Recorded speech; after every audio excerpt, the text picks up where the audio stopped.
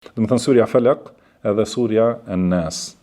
Në surën Falaq thot Allahu i lartësuar: "Qul a'udhu bi rabbil falaq", do të thënë thuaj strehohem te Zoti i agimit.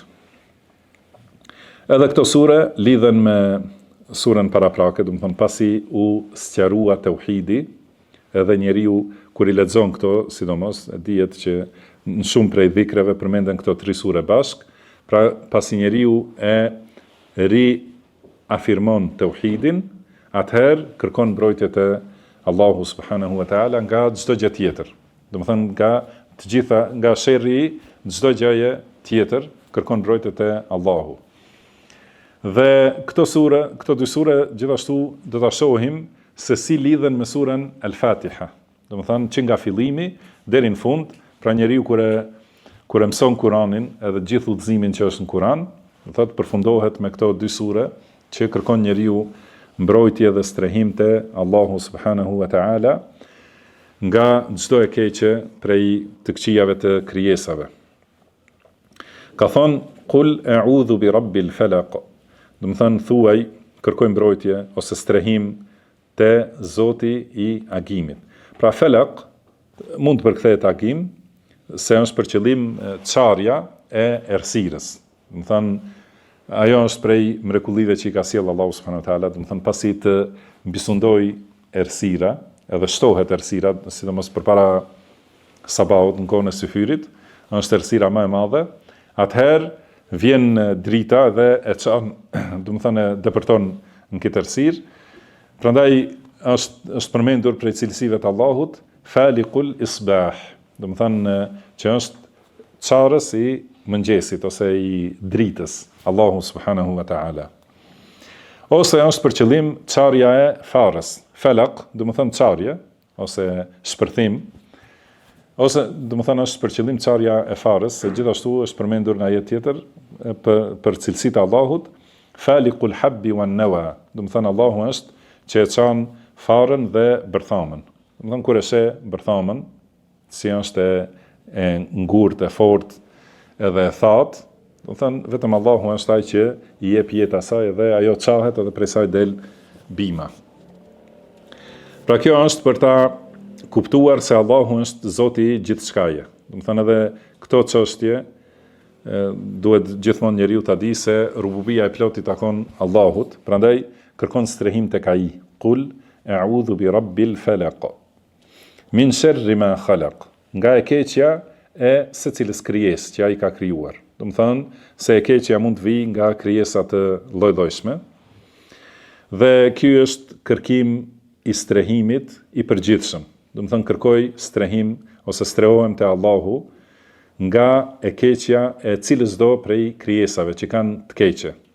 Edhe ato janë të shumta dhe të lloj-llojshme.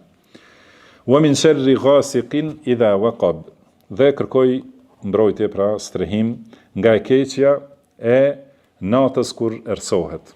Fjala ghasiq do të thonë errësira e madhe e natës, ose disa komente të selefit është hana, sepse hana, si thuhet, hana e sundon natën, kurse dielli ditën. Do të thonë dhe kur përmendet pra kërkoj mbrojtje nga e keqja e hanës në errësirë, do të thonë është për qëllim e natës, sepse natën ka krijesa të shumta që dalin dhe aktivizohen natën, që shumica e tyre janë të dëmshme, do të thënë të lloj-llojshme, prej insekteve, zvaranikëve, kështu me radhë, që aktivizohen natën. Dhe gjithashtu natën aktivizohen shpirtrat e fliqur prej xhinëve, të cilët, do të thënë, dëmtojnë edhe këto krijesa që jetojnë natën, edhe xhinët janë që i sjellin dëm njeriut, dhe me këtë kërkon mbrojtje tek Allahu, thot nga sherri i tyre. Wa min sharri an-naffathati fil 'uqad, edhe nga keqja e fryrëseve në nyje. Do të thënë nga keqja, kërkojmë mbrojtje tek Allahu nga keqja e magjistarëve, të cilat fryjnë në nyje dhe lexojnë, do të thënë këndojnë diçka, edhe i fryjnë nyjeve, lidhin nyje për ta dëmtuar njeriu, do të thënë të cilët i bëjnë sihr. Edhe ky ajet është argument se sihri është realitet. dhe se ndikon realisht. Do të thonë, ka prej sihrit që e smur njeriu, edhe ka prej sihrit që e vret. Do të thonë, i vjen vdekja, do thotë për shkak të magjisë. Edhe ka prej sihrit që i ndan të dashurit, edhe ndan burrin prej gruas.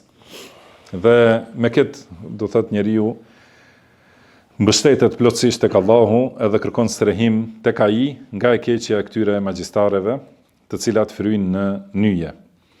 Wa min sharri hasidin idha hasad. Edhe nga e keqja e ziliqarit, që kur vepron me zilin e tij. Sepse zilia është cilësi shumë negative.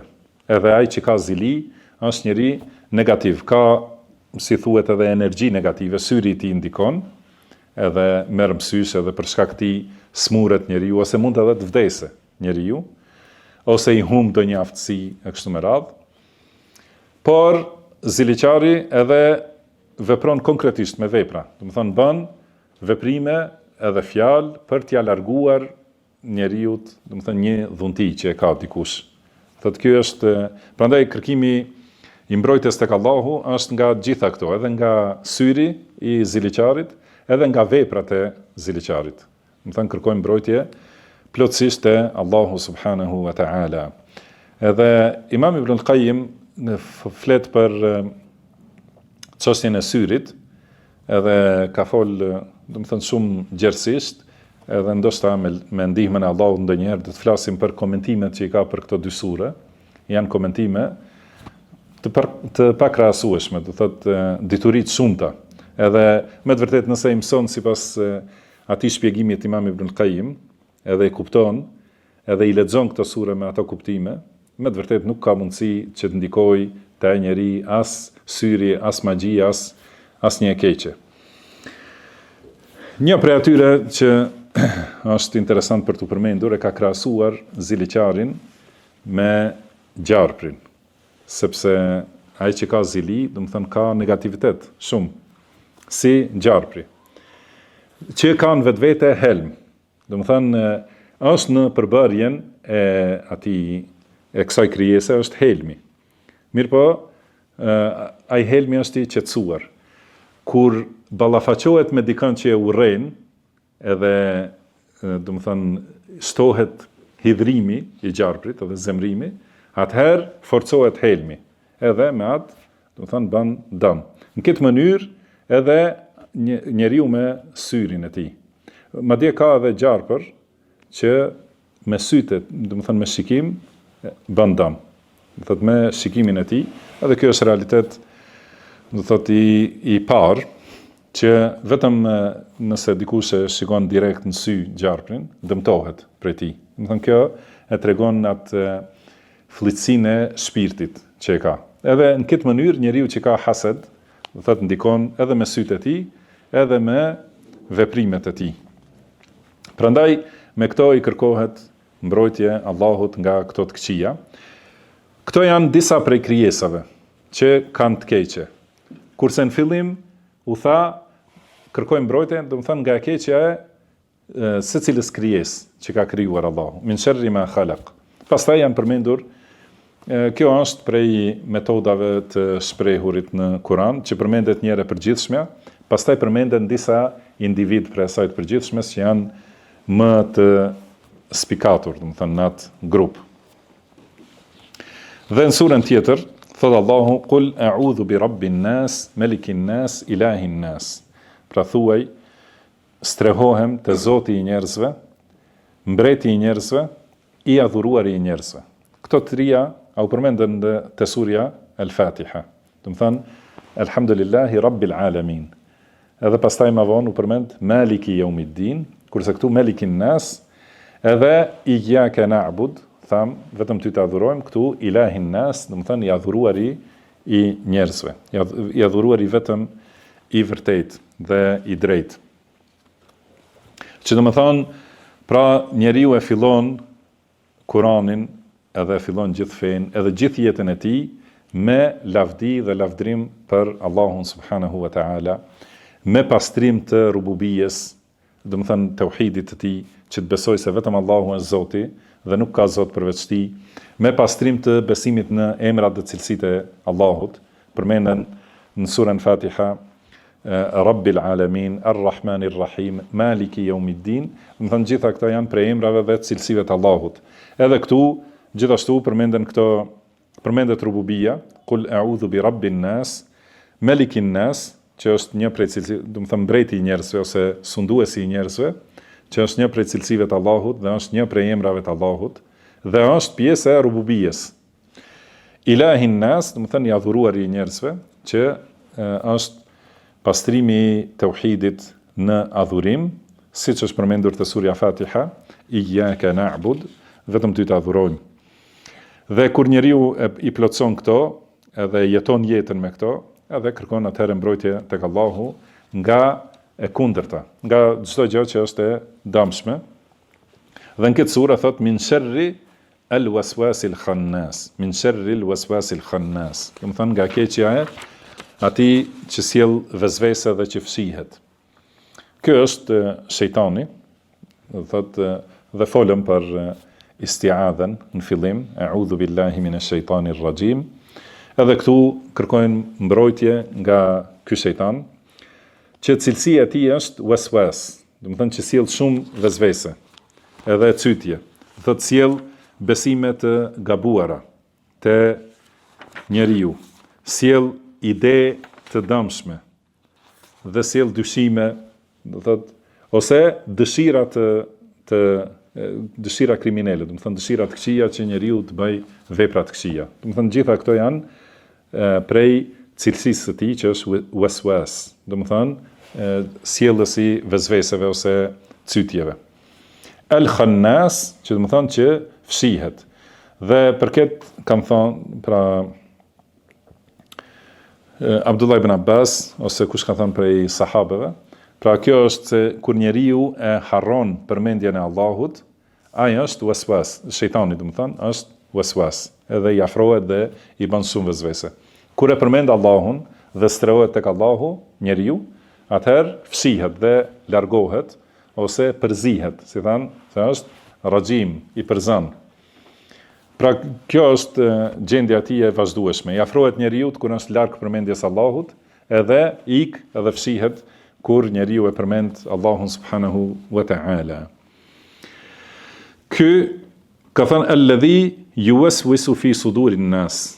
Do të thonë është që sjell vezvese në zemrat ose gjokset e njerëzve. Si tham, ide të dëmshme ose besime të gabuara ose dyshime për besimet ose dëshira të dëmshme për njeriu, do të thonë për të bërë vepra jo të mira.